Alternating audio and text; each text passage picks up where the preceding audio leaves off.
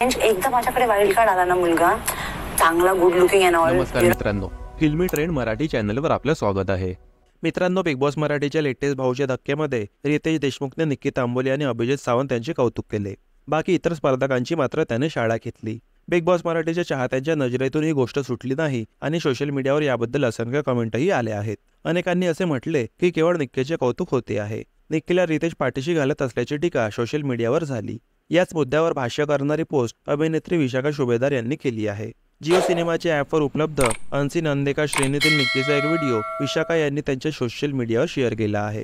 यासाठी लांबलचक post share करत त्यांनी निक्कीवर टीका केली आहे आणि काही सवाल उपस्थित केले आहेत. या व्हिडिओमध्ये दिसते आहे की निक्की अभिजितला सांगते की हँडसम गुड लुकिंग असा मुलगा वाईल्ड कार्ड बनून येऊ दे आणि मग ती अरबाजला सडेतोड उत्तर देईल. तिला असा मुलगा हवाच आहे असं ती म्हणते. व्हिडिओ शेअर करत विशाखा यांनी असे लिहिले आहे की काल निक्की सोडून सगळेच चुकले. जे जे दिसलं त्यात सगळेच चुकीचे दिसले. अरबाजने प्यात केलं उरलेल्या लोकांचं. मान्य चुकलंच. त्यांच्यावर अरबाज निक्की तुमचा गेम नकोच असायला. अरबाज आणि निक्की त्यांची खेळ खेळत आहेत, तुम्ही तुमचं खेळा. निक्कीबद्दल तर त्यांनी वेगळा एक परिच्छेद लिहिला आहे.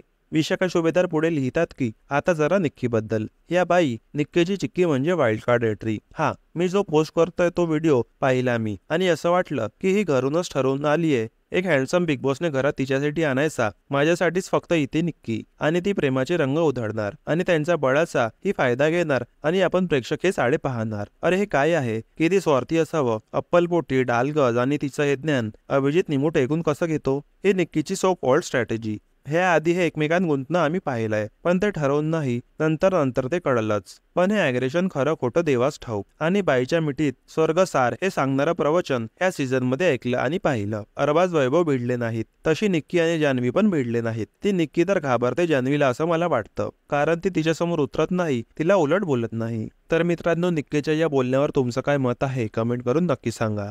मित्रांनो, मनोरंजन विश्वातील ताज्या बातम्या आणि गॉसिप जाणून घेण्यासाठी आमच्या चॅनलला सबस्क्राईब करून बेल आयकॉनला नक्की प्रेस करा. भेटूया आपल्या पुढील व्हिडिओमध्ये. धन्यवाद.